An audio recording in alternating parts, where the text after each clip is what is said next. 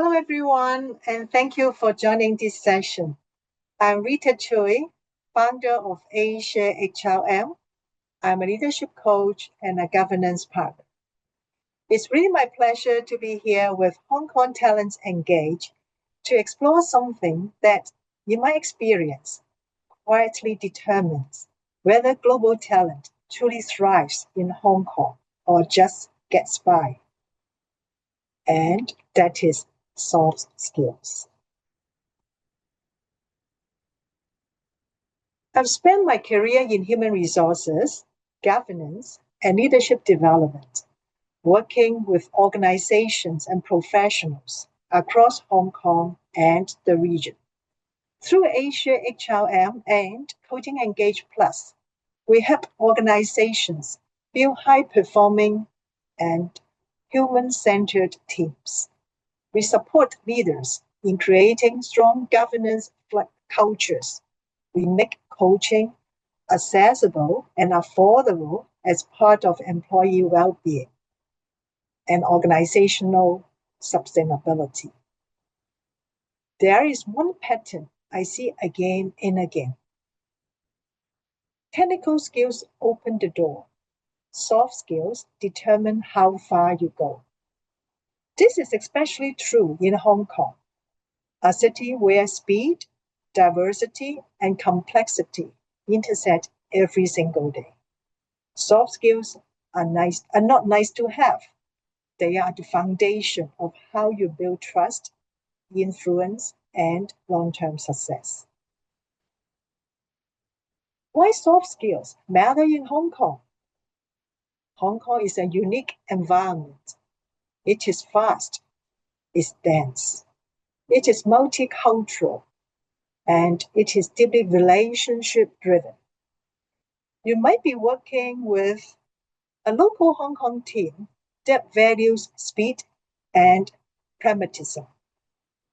You might be working with a regional Asia-Pacific team spread across different time zones. You might also be working with a global headquarters with its own culture and expectations. You will hear Cantonese in the pantry, English in the boardroom, and Mandarin in regional calls. You'll see different expectations around hierarchy, directness, and decision-making. Soft skills help you integrate into teams faster, build trust with local colleagues and stakeholders. They also help you navigate ambiguity and change, communicate across cultures, and even make decisions that are not only smart, but also sustainable and ethical. Hong Kong rewards people who can read the room, adapt quickly, and collaborate across differences. That is why soft skills are not soft. They are your strategic advantage. Let me introduce to you this model, ACCRE, the Hong Kong Soft Skills Advantage. It stands for A, adaptability, C, cross-cultural communication, another C, collaboration, R, resilience, E, ethical judgments. These 5 skills reflect what I see in Hong Kong workplaces. The people who thrive here are not always the one with the most impressive CVs, but the one who can adapt, connect, collaborate, stay grounded, and make sound decisions under pressure. Let's walk through each skill with a short story and 3 practical tools. Skill number 1, adaptability. It is your ability to adjust your thinking behavior and expectations when circumstances change, without losing your sense of direction. Hong Kong demands this because priorities shift quickly. Markets move fast. Stakeholders change their minds. And new information arrives at the very last minute. Let me share with you a story about the overnight period. A mid-career a professional that I coached, let's call her Anna, spent a full day and a full week preparing a detailed proposal for a major client. She rehearsed her talking points, aligned with her team, and felt confident. At 7 p.m., the night before the presentation, the client emailed saying, "Market conditions have shifted. We need a completely different angle tomorrow." Then Anna told me later, my first reaction was panic. My second reaction was frustration. But my third reaction was, this is Hong Kong. Instead of resisting, she gathered her team on a quick call. She asked one question: where is the new priority?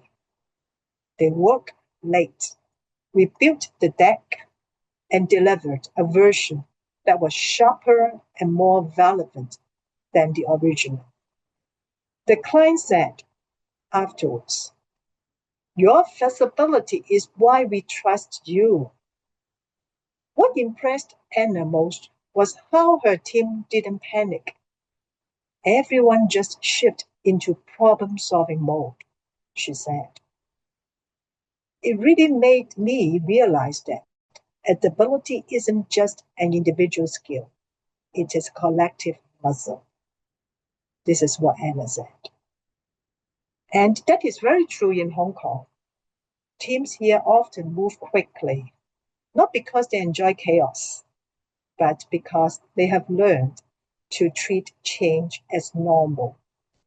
Adaptability becomes a shared rhyme, a way of working that keeps organizations competitive and resilient.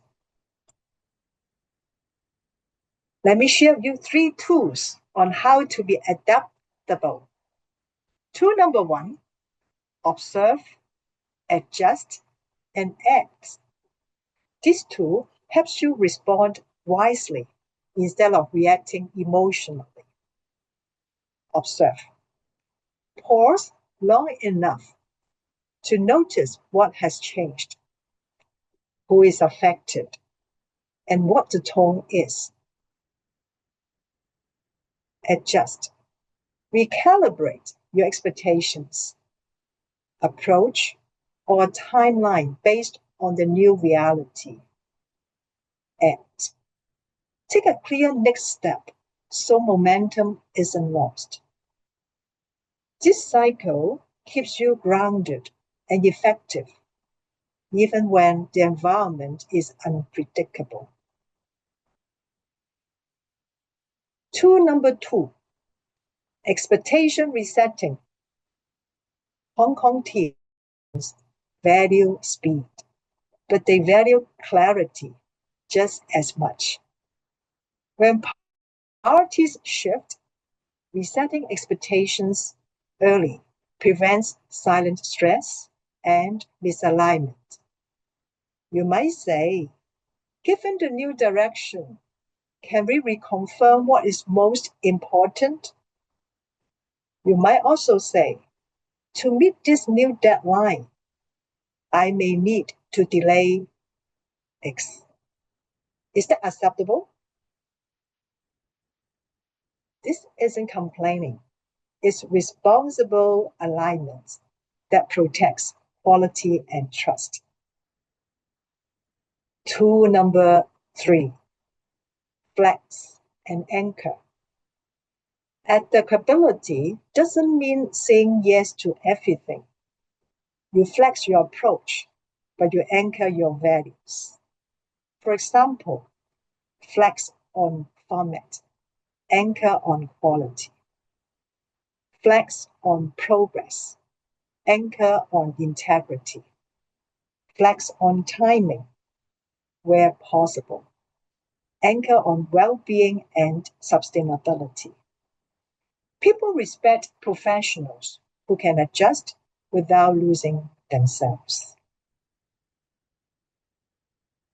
Skill number 2, cross-cultural communication.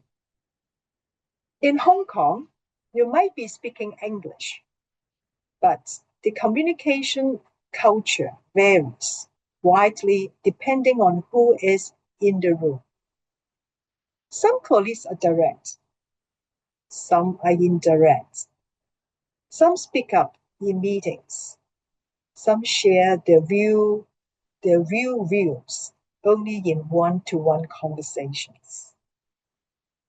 Let me share with you a story. The feedback that wasn't said. A global manager once told me, my Hong Kong team never gives feedback, but when I observed their meetings, I noticed subtle cues. Maybe we can consider. I'm not sure this fits our context. There might be another angle. These were feedback just delivered with cultural sensitivity. After one meeting, a Hong Kong colleague quietly approached me and said, we do give feedback, just not in the way you expect. That moment changed everything. He realized communication isn't just about language. It's about cultural comfort, psychological safety, and understanding how people express respect. Once he learned to hear the nuisance, collaboration improved dramatically. He told me, I realized they were not quiet. I just wasn't listening in the right way. Again, let me share with you 3 tools about communication. Number 1, clarify, confirm, and close. This communication loop prevents misunderstandings across cultures by creating shared clarity at every step. Clarify. Just to clarify, what is the main outcome you're expecting from this? Confirm. So, if I understand correctly, you would like A by Friday and B by next week. Close. Great. I'll send you a draft by Thursday afternoon for your review. This simple structure reduces rework, strengthens alignment, and builds trust. The second tool is bridge phrases. They soften directness and create psychological safety. They help you ask questions without sounding confrontation and allow others to express concerns without losing face. For example, just to make sure we are aligned, from your perspective, what would success look like? Or even, let me check my understanding. Would you prefer a detailed update or a high-level summary? These phrases open space for dialogue and reduce the risk of misinterpretation. Tool number 3, cultural mirroring. Notice how others speak, their pace, tone, level of conformity, and gently mirror it. If your colleagues are more formal, you can slightly increase your formality. If they speak more slowly and pause more, you can slow down a little too. This is not pretending. It is showing respect and making it easier for others to connect with you. The third skill is collaboration. Hong Kong is a place where who trusts you often matters as much as what you know. Collaboration here is about reliability, responsiveness, respect, and shared success. Let me share with you a story. Two departments that finally aligned. Two departments in a Hong Kong organization were stuck for weeks. Each protected their own goals. Each believed the other side was not cooperating. When I facilitated a session, I asked both teams one question. What does success look like for you? The answers were almost identical, but they had never heard each other say it out loud. One manager said, I didn't realize we were aiming for the same outcome. I thought you were blocking us. The other replied, we thought you were blocking us. After the alignment session, one team lead said something powerful. I thought collaboration meant agreeing. Now I realize it means understanding. That shift transformed how they worked together. They began sharing information earlier, checking assumptions, and celebrating small wins as one team. Share with you 3 tools. Tool number 1, give first principle. Collaboration grows fastest when you offer value before asking for support. Small acts, sharing useful information, reviewing a draft, helping a colleague prepare for a presentation, or connecting people who should meet. Build goodwill quickly. People remember who supported them when they didn't have to. Tool number 2, collaboration mapping. This tool helps you understand your ecosystem so you collaborate intentionally, not accidentally. Think in 3 circles. Number 1, who are your core collaborators? They are the people you work regularly.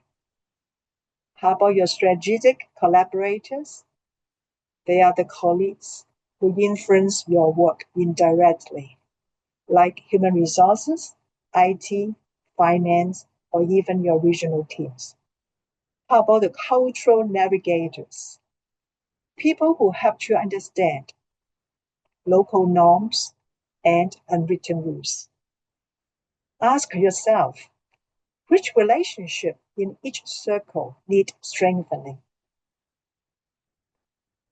Tool number 3, shared success definition.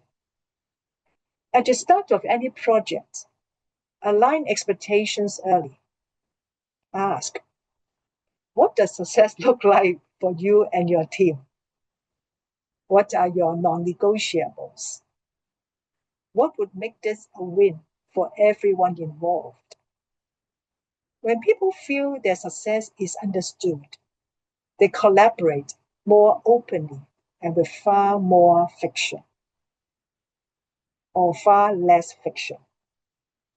Before we move on to the next skill, if you're interested in exploring career opportunities in Hong Kong, be sure to visit the Hong Kong Talent Engage Global Online Career Fair. You can browse job openings, and engage in live checks with Hong Kong employers. Skill number 4, resilience. Hong Kong is intense. The pace, density, and expectations can be energizing and exhausting. Resilience isn't about pretending everything is fine. It's about recognizing pressure, regulating your response, reframing challenges, and moving forward in a sustainable way. I use a simple mindset model: regulate, reframe, and rebound. Regulate, steady yourself. Before responding to a stressful email, a sudden change, or a difficult conversation, take a breath. Pause for 10 minutes or 10 seconds if you think 10 minutes is too long. Or say, let me think about this and come back to you. A short pause protects clarity and prevents reactive responses. Reframe, change the lens. Ask yourself, what is this situation trying to teach me? What can I learn about myself, my team, or the system? Is this a crisis or is it feedback? Reframing doesn't deny difficulty. It helps you see possibilities or even opportunities. Rebound. Move forward intentionally. Rebounding isn't about bouncing back instantly. It is about taking one small step, choosing a constructive response, asking for support when needed. Sustainable resilience is built through deliberate action. Let me share with you a story. The week everything went wrong. A team I coached faced 3 setbacks in a week: a delayed ship, a system failure, and a client complaint. The team was exhausted, frustrated, and overwhelmed. Their leader did something simple but powerful. She said, let's take 10 minutes, no talking, just breathe. After the pause, she asked, what is the first small step we can take? The energy shift. They reframed the situation, divided tasks, and recovered faster than expected. Later, the leader told me, resilience isn't about being strong all the time.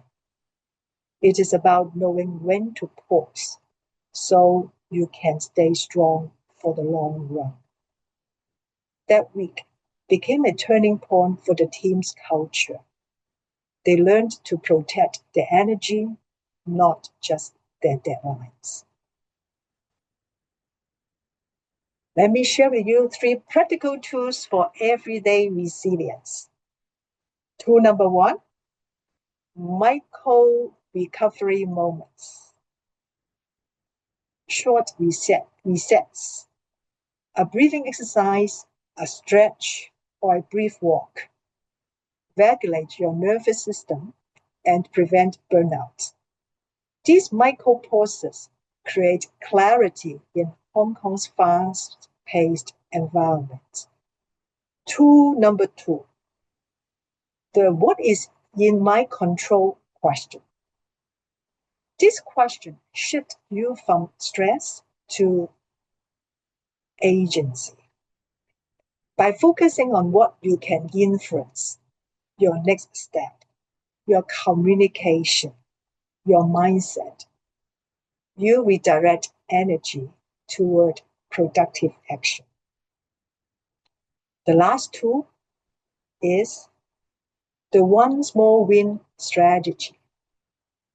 When overwhelm builds, completing one small task helps you regain momentum.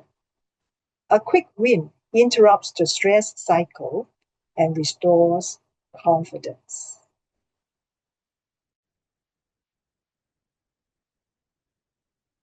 Here comes the last skill, ethical judgment. Ethical judgment shows up in everyday decisions, such as how transparent you are, how you treat colleagues, how you handle mistakes, how you balance speed with fairness. Let me share with you the honest report story. A team under pressure had incomplete data for a report. They could have submitted a polished-looking version with gaps hidden. But they didn't.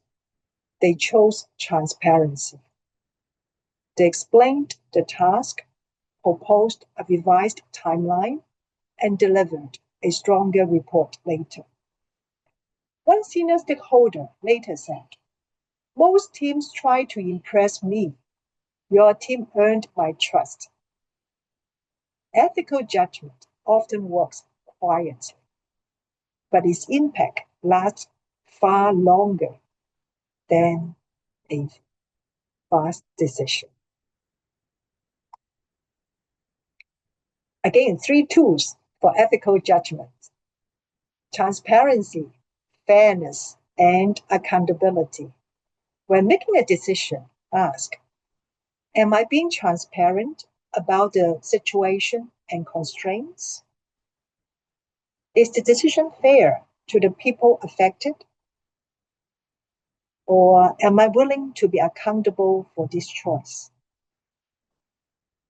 The second tool is the front page test. If this decision appeared on the front page tomorrow with my name attached, would I still feel comfortable? If the answer is no, that is a signal to pause and reconsider. Stakeholder mapping. Who is affected by this decision? The primary stakeholders, are those directly affected? How about secondary stakeholders, indirectly impacted? The hidden stakeholders are people who may be affected but not in the room.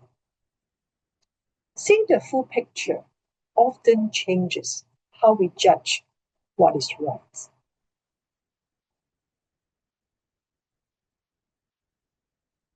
Let me share with you a story.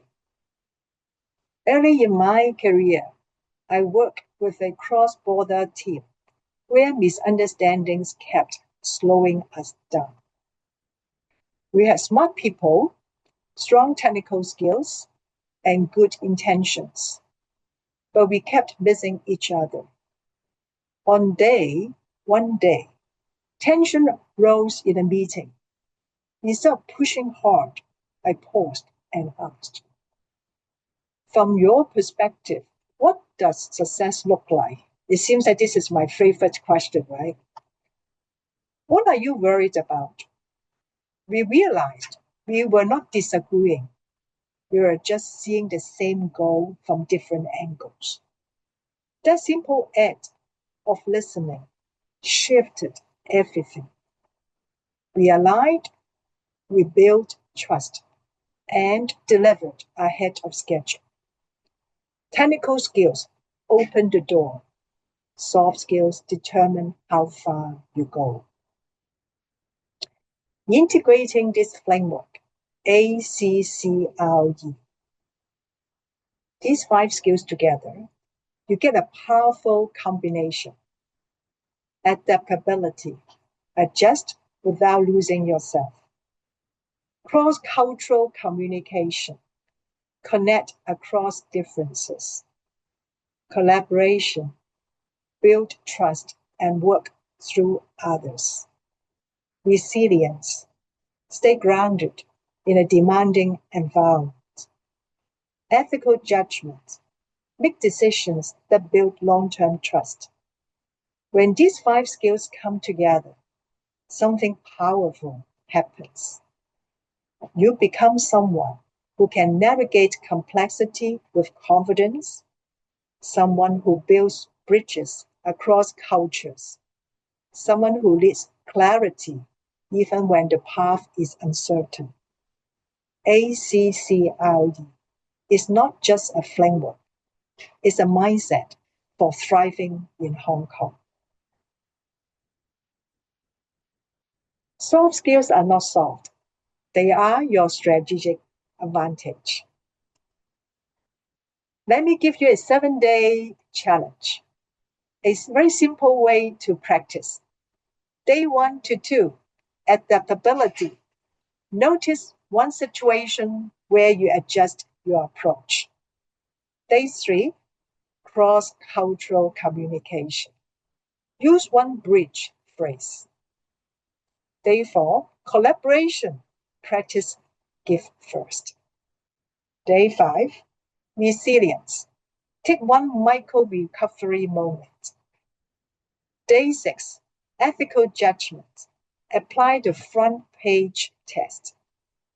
Day 7, reflect. What did I learn about myself this week? Small actions, repeated with intention, create big shifts. Thank you for spending this time with me. I hope the framework ACCRE gives you a clear, practical way to think about soft skills, not as something vague or secondary, but as a concrete strategic advantage in your Hong Kong journey. Hong Kong rewards those who stay curious, stay open, and stay human. As you continue your journey here, remember that your soft skills are not just professional tools. They are the way you build trust, influence, and long-term success. As you continue your path here, remember, adapt fast, communicate across cultures, collaborate widely, stay resilient, choose ethically. These are the skills that will shape your success in Hong Kong and beyond. If you would like to stay connected, you are welcome to find me on LinkedIn. I'm cheering for your journey. Thank you.